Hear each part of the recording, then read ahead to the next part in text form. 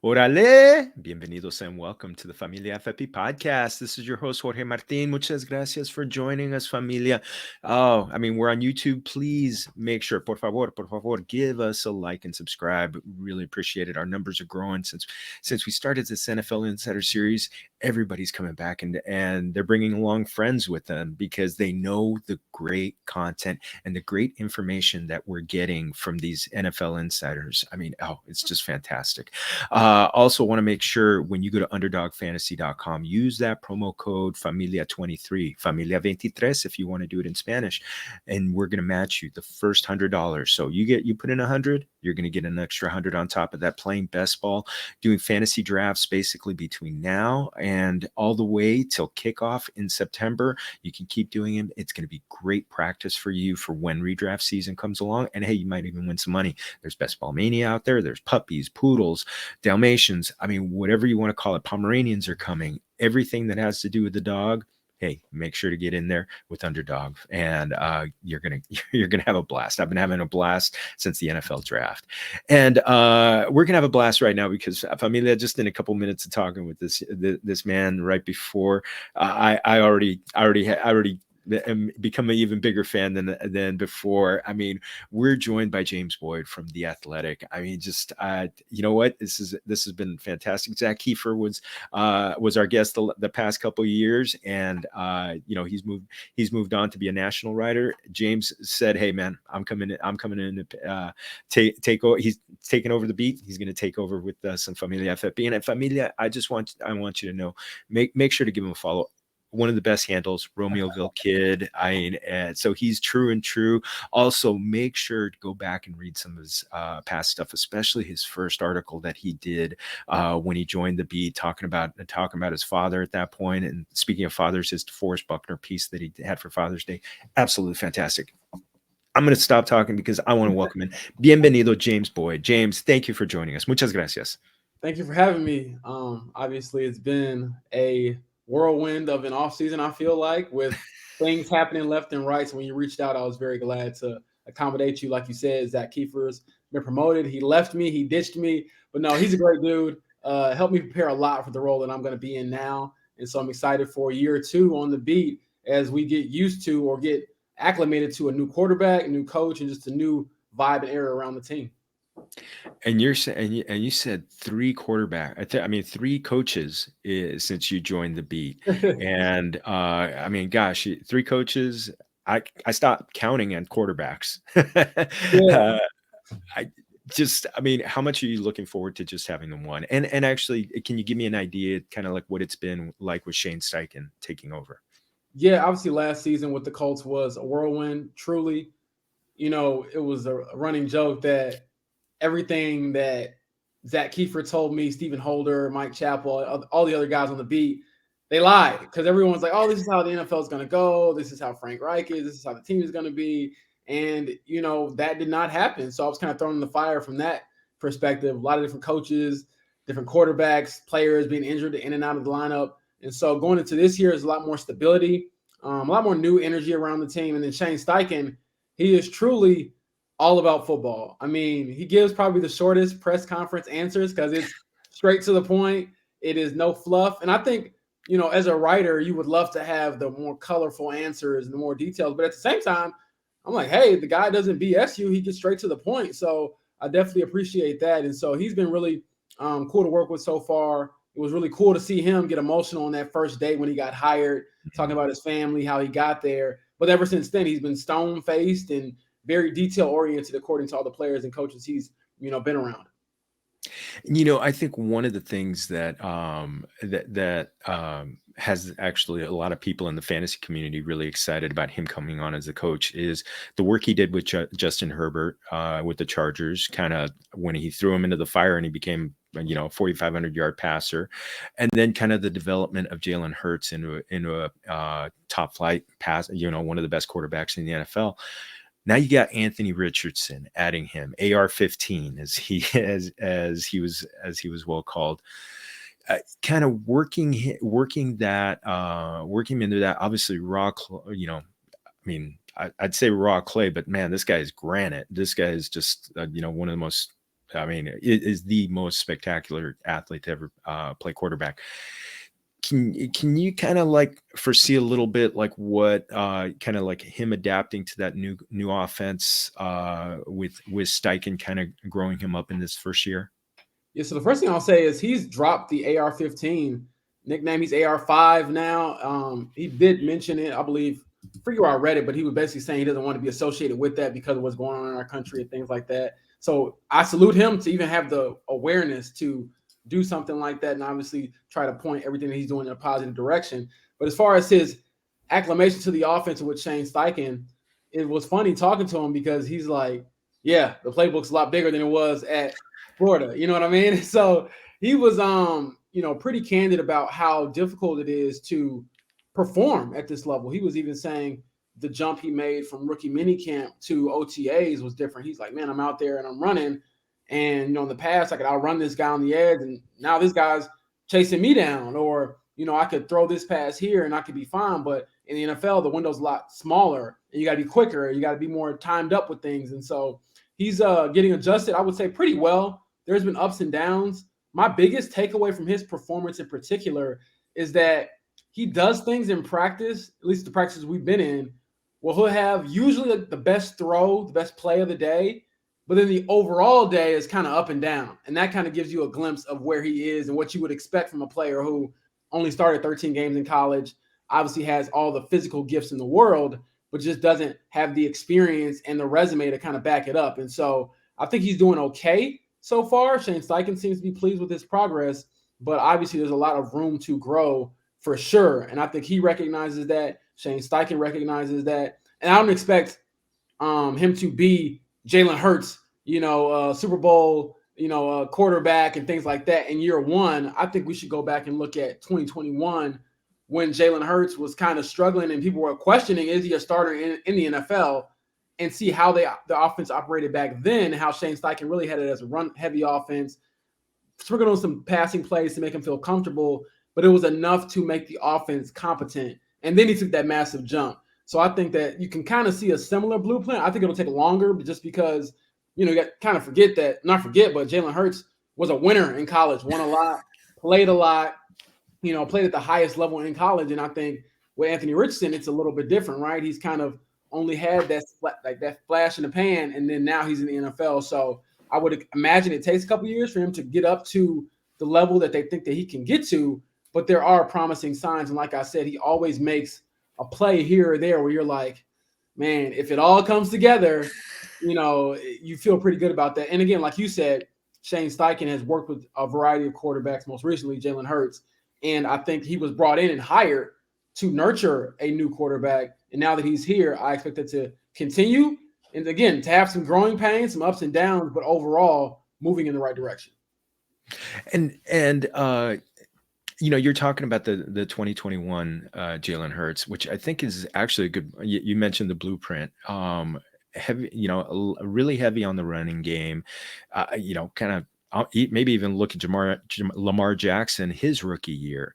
So where is that kind of like can we expect that kind of scheme really heavy on the runs with a lot of QB runs, which as fantasy managers, people love that. People love it when quarterbacks run. Yeah, for sure. I think we could expect that. I'm not saying he's going to drop back and run 10 times a game, but I do think there's going to be an element of that. Even just seeing him in practice, there's a few drills that he would do where he'd do an RPO and the other quarterbacks either didn't do it or didn't do as many reps, because we know realistically of the three quarterbacks the Colts have, alongside Anthony Richardson, Gardner Minshew, Sam Ehlinger, the one who's most likely to run in the game for a first down or pull it and, go outside, things like that, is Anthony Richardson. And so I would expect fantasy owners to be really, really excited about that. He's not, but again, he's not a finished product. So you probably can't bank on him. Okay, I know he's going to get me this many yards every single game just yet, but there is that element of there. And I wouldn't be surprised if, he gets a significant amount of playing time this season and he does break a couple long runs, because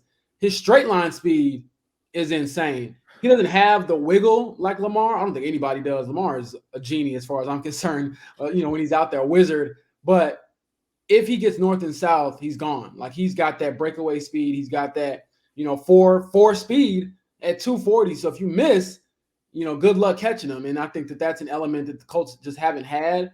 And it's really started to be a trend in the NFL. Because even last season when they played in New York against or in New Jersey, because I'm on a tangent, because they're the Giants and Jets are liars. They play in New Jersey, not New York. But playing at MetLife, we saw what Daniel Jones did carving up the Colts' defense, and I'm sure that was a huge fantasy day for him.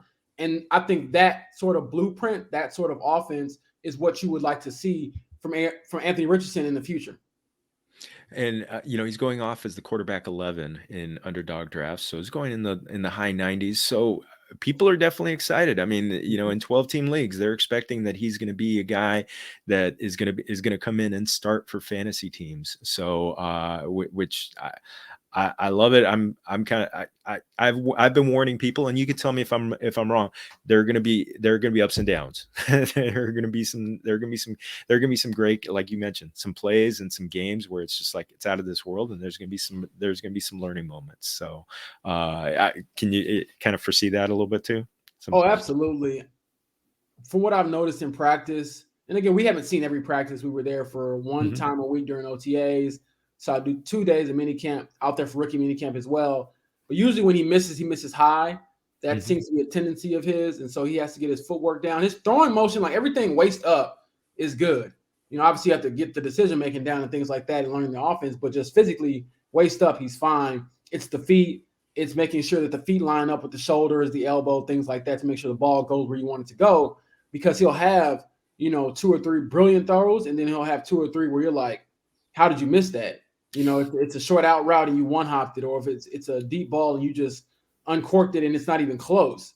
And so those are the things he has to work on. I'm sure there's going to be growing pains. And this league humbles everybody. So it's not me hating on him or anything like that. You could come in and be Andrew Luck.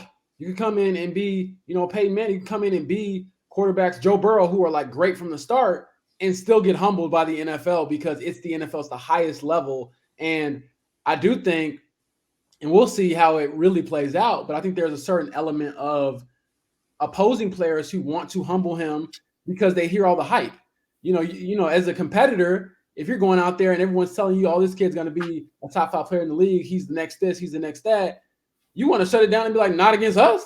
And so I think there's going to be a certain level of players getting up to play against him and humble him and show him that it's not going to be as easy as it was maybe in high school or at Florida, where he alluded to some of the things he could do, he can't get away with now. So I'm excited to see that, but I definitely would caution all the fantasy fans out there, Colts fans out there, just football fans in general.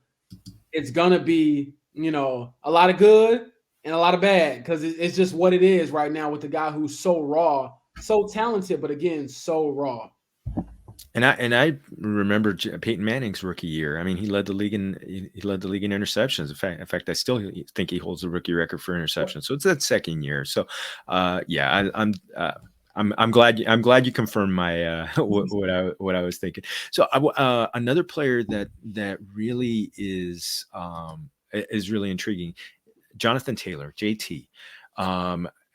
Had ankle surgery after last season. I mean, he was famous for never even missing a practice. So, I mean, I think in the fantasy community, people have gotten a little bit, I think they've gotten a little overboard, and he's dropping down in the second round of drafts, which I think is a little too much, but he still didn't participate in minicamp, but it's a contract year. It's a big year for him. What could be the outlook? I think JT will be fine. I do think that the ankle surgery back in January, he's just taking his time with it, being smart about it.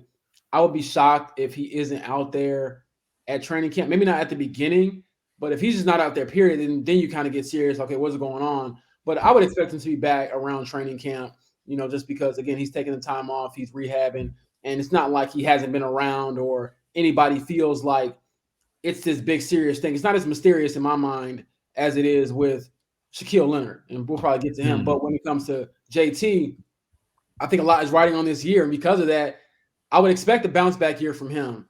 He had a fluke injury last year with the ankle where, he got hurt, came back, had a good game against the Raiders, and then kind of got rolled up on again. And so as long as he can stay healthy, he's going to be a big focal point in this offense. And I would expect it to even be more enticing to draft a guy like him because they're going to feature him, I think, even more because of the RPO. If you were standing back there and you have to, account for Anthony Richardson and JT and figure out who's going to get the ball, there's going to be a few times where, it looks like AR pulls it and he doesn't, and he hands it off to a top 5 running back in the NFL, and he reminds you of what he is. And so I would expect JT to bounce back this season, and I think when you have a season like he had in 2021, you can't just write that off. It wasn't just a good season. It was arguably the greatest season in franchise history for a running back in a Colts uniform. And they had some really great ones here, as you know. And so I would expect JT to be hungry to prove himself because of the contract situation as well. He wants to get an extension done, I would imagine, before the season starts. But if this lingers into the season, I think it's an opportunity for him to be like, okay, you guys don't want to pay me just yet. I got to show you why you should. And so it sounds good with running backs. The grass is a little bit greener and all the things like that. But that's usually for teams who have the quarterback position figured out. The Colts don't have that figured out just yet. And so I would expect Richardson to really lean on Taylor to help him develop and get more comfortable. And again, if you can hand it off to a guy who, in my opinion, is a home run hitter, a superstar, why not? And so, JT's hungry. He won't say it because he's so polite, but I know he hears the chatter about, can you be the same player again and things like that. And as a competitor, I have to imagine he wants to shut people up. He's still young. I mean, that's the 24. thing, right? He's years old. He'll be fine. Like, this isn't a 34-year-old running back coming off an ankle injury. I think he'll be fine, and I think a lot of it is precautionary, making sure, hey, you don't have to run him out here just now. Let's make sure you're fully healthy before you get out there. And he told me last season, you never feel as good as you do in a season as you do going into it. So let him get fully healthy because it's going to be wear and tear from that point on, whether it's major or not. And I learned this just being around the team and being on the beat. It takes a lot for these guys to play. And when they show up on the injury report, they're like really hurt because all of them are hurt after week 1. And so I would expect him to go into the season fully healthy. That way he can deal with the little nicks and bruises and things like that, and obviously keep his ankle and his lower body healthy. And again, bounce back. And even also making sure that he finds the end zone again and things like that. Because, it was weird kind of seeing JT have some pretty good games in certain instances, but then not find the end zone and not find the pylon. And I would expect that to change this season, especially if the offensive line, with the new offensive line coach, Tony Sperano Jr., can kind of get themselves together and just be average, in my opinion. You don't have to be great. Don't have to be, Philly. You just have to be average. And then when you have an above average running back behind you, he can do some things sometimes to get you out of a jam. Oh, yeah. And one other thing that I just had a thought while you were talking with Anthony Richardson, possibly, kind of seeing a spy does that, one guy that's kind of paying more attention, that's one less guy for Jonathan Taylor to have to beat. Absolutely. And I think it works well for him too. The thing that I talked to Shane Steichen about, I asked him about this, but defenses have to basically be aware. Like, having a dual threat quarterback and then a dynamic running back there behind him helps so much, because even though defenses are still going to, play you tough and try to confuse you, the amount of things they can do to scheme up against you gets limited because they have to make sure they have an extra guy to account for the quarterback and the running back. Because if you don't, AR is just going to take off. If you leave the middle of the field open and you're in cover 2 and you drop them both deep and nobody's in the middle, he's going to just step up and run, for 30 yards.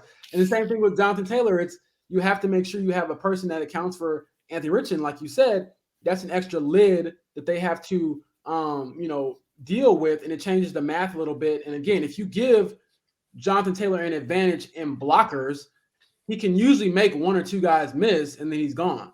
And so I would expect him to really have those opportunities this year as Anthony Richardson gets more and more acclimated to the offense, feels more comfortable. And again, there's just certain plays where you look at the great players and you're like, you know what? That wasn't a scheme thing. That wasn't a scouting thing. That wasn't a play call. It was just, my guy's better than your guy. And usually Jonathan Taylor, when healthy, is just better than the other guy. Yeah, nailed it.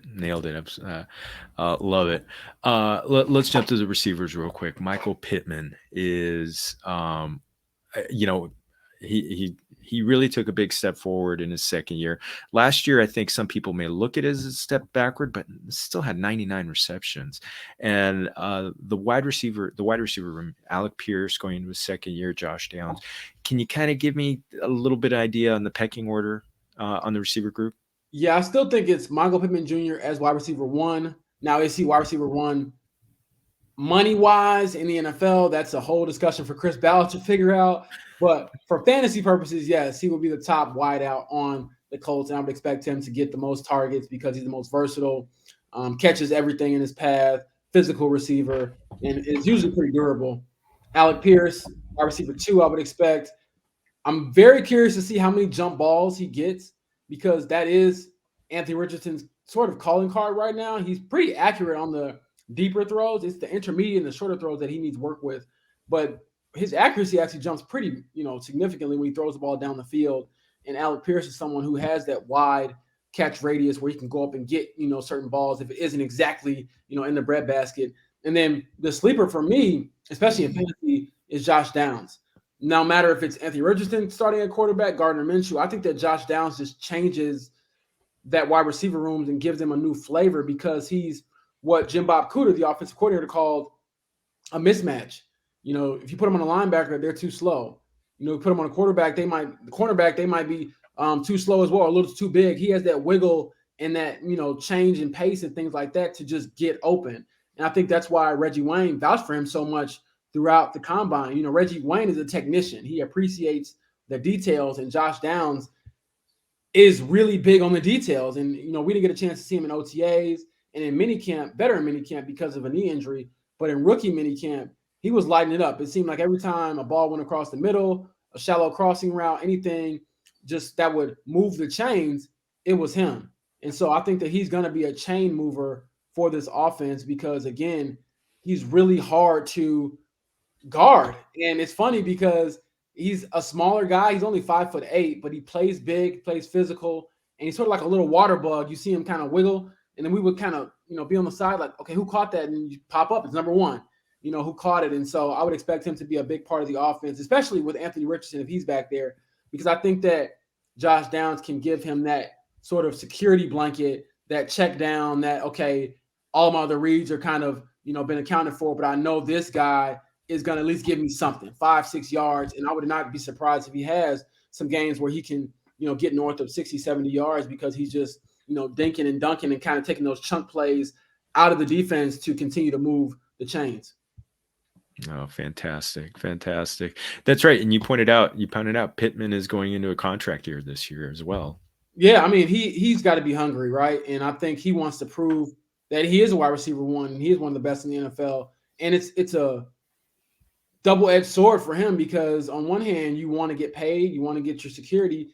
But on the other hand, it's like you haven't been able to prove it because of the revolving door at quarterback. It's been tough to deal with that. I mean, in 3 years, he's had, I believe, more than 5 quarterbacks throw to him in a game. And so that's something where I don't care who you are, it's hard to sustain a certain level of excellence. And then even last year, for him to have 99 catches and not break 1,000 yards just speaks to how they couldn't push the ball down the field. And so that has to be enticing to the fantasy owners out there because you're thinking, okay, you got Anthony Richardson in there. Even if Gardner Minshew starts a few games, you have someone who can at least throw the ball forward because last year with with Matt Ryan and a few others, Sam Ehlinger, it was tough because, Nick Foles, you couldn't throw the ball down the field. It was always dinking and dunking. And, obviously that's not going to really do too much for you in fantasy unless you're getting in the end zone. And so I would expect the ball to be pushed more down the field, especially in the Shane Steichen offense, which is known for taking some of those wiser shots. It's not every,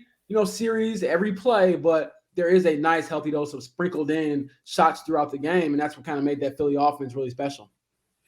And also the Philly offense, I'd like to emphasize the tight end. I mean, we got Jelani Woods going into his second year and Mo Alley Cox, in case anybody hasn't heard, he used to play basketball.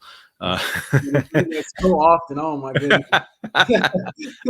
But either one the tight end position is in fantasy is so, it's so top heavy. Could either one, get enough volume to possibly, be more than like, an occasional starter?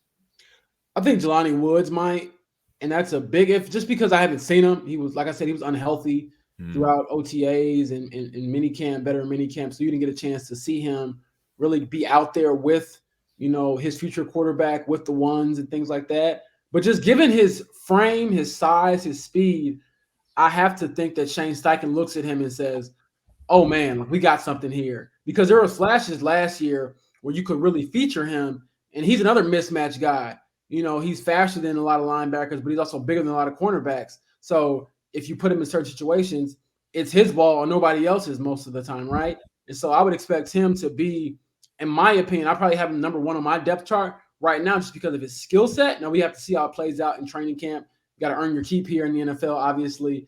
But just given on paper what he can do and what I've seen from him and what Shane Steichen likes to do with tight ends, I would think if there is going to be a tight end that kind of rises above the rest of them and kind of gives some oomph to these fantasy owners, I think he would be the one to pick because he's so versatile, and then you don't feel like you're at a disadvantage when he's out there just blocking. So you can keep him out there on the blocking downs. And then I'm sure there's going to be certain plays where he trots out there and lines up on the end and goes out there to block and slips behind somebody. And, you got a first down for 20 yards because he can catch it and run. So I'm very excited to see the creativity. Everyone talks about what Shane Steichen can do with the quarterbacks, but that creativity also with a player like him at tight end.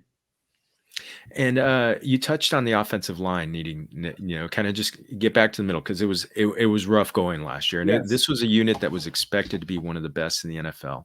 PFF still has them ranked number 10 going into the 2023 season.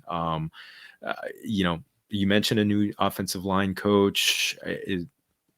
I'm a big offensive line guys, as you can probably tell. Is this going to be a group that takes that step forward and gets back to where it was before last season? Man, I bet the Colts hope, that's the case, but I truly don't know. I was asked about the offensive line, I believe on a radio show not too long ago, and I was like, I can't answer that because no one's hitting anybody. That's the only group you can't really know how they're progressing at all. I mean, you don't put too much stock into anything you see right now in June, but you really don't put any stock into that because they're not hitting anybody. There's no pads really. But I do think that they have a lot of faith in Tony Sparano Jr., which is why I think they didn't really address the offensive line maybe as much as I thought they would after last season. They drafted Blake Freeland. He's a good insurance policy, but they're going to roll with the same fight they had at the end of last season and just hope that they can be better. And to me, again, I think that unit isn't going to be the best offensive line in the NFL. Like, I'm not expecting to go from last place to first place, worst to first. But to me, to ask Ryan Kelly, Quentin Nelson, Braden Smith, and others to be better and to be average. Now, as a coach, you're not asking them to do that, but as a fan, as a person interested in the team, asking them to be just average, middle of the pack is reasonable, in my opinion, given just their drop-off last year. So I would expect them to bounce back, but again, we have to see it. And I think our first opportunities to see that will be some of those joint practices with Philly, Chicago, and then going into preseason. And then obviously the real thing starts and you wonder, okay, this could be a position where it comes back to bite you like it did last season. We were kind of warning, hey, Chris Ballard, you haven't done anything with the offensive line. Is it something you're going to, regret down the line? And he expected the young guys to step up, and they really didn't. It didn't all kind of click. They rotated so many different offensive line units early in the season. They found their five. They played better towards the end of last season. So if they can carry that over to this season, again, get some new juice, some new philosophy in there with Tony Sparano Jr., I would expect them to at least be average and therefore better than last year. Oh, I love the insight. Mi amigo. Thank you so much. I want to go to the other side of the ball real quick. Not specifically to be a fantasy defense to draft, but how does this defense how does it look, going against the run, going against the pass? We could start against the run. Obviously, DeForest Buckner is still a force there on the D line, but you mentioned Shaq Leonard not knowing. How do they shape up against the run? Yeah, I think their run defense is going to be pretty solid still. I mean, you got Grover Stewart, in there. You got DeForest Buckner in there. You got some DNs that you feel like you believe in with Dio and Quiddy going into their third seasons. And so I would expect them to be pretty stout up front. Even Adi Tamawa Adebawore out of Northwestern, he's a physical freak. The only guy in combine history to run sub 4.5 at 280 plus pounds, which is insane. Imagine that guy running at you, my man. Like that's pretty scary. So I would expect them to be pretty stout when it comes to the run still. But the trade-off is that their secondary is really not the same as last year, not up to that level, in my opinion, because you traded away Stephon Gilmore. Rodney McLeod Jr. is now with the Cleveland Browns. He was really good last year. You have some young guys that you're going to feel good about. Rodney Thomas, second coming back. Julian Blackman being back there. So you feel okay. But then the elephant in the room is the cornerback position. We know what the situation is going on with Isaiah Rodgers Sr. with the alleged gambling violation. He hasn't been with the team. He hasn't been officially suspended, but he hasn't been with the team. And I can't imagine that he will be until the NFL settles this investigation and figures out, if he did this, if he didn't do this, what did he do specifically and things like that. And so that hurts. And then, that leaves Kenny Moore II as the only true veteran in that room. And I can't imagine that a defense that has Stephon Gilmore win him 3 out of the 4 games last year with last-second deflections is going to be better without him and without, Isaiah Rodgers, who would have been most likely, again, if he's suspended or out, would have been a starter, and things like that. And again, Rodney McLeod, who I believe was one of the most underrated safeties last year, he was really good in the run. He was one of the few defensive backs who was, getting up and really stopping the ball and making sure that things did not get out of hand. And so losing potentially, we know 2 of those guys are already gone and potentially 3. I think that defense is really going to struggle on the back end and therefore maybe make the running defense maybe not as stout as it was because they're going to get tired. It's tough to be out there and they're throwing all over you and things like that. So I would expect the defense to take a step back, not be as good as it was last year, especially in the first half. I mean, the first half of the season, they were lights out.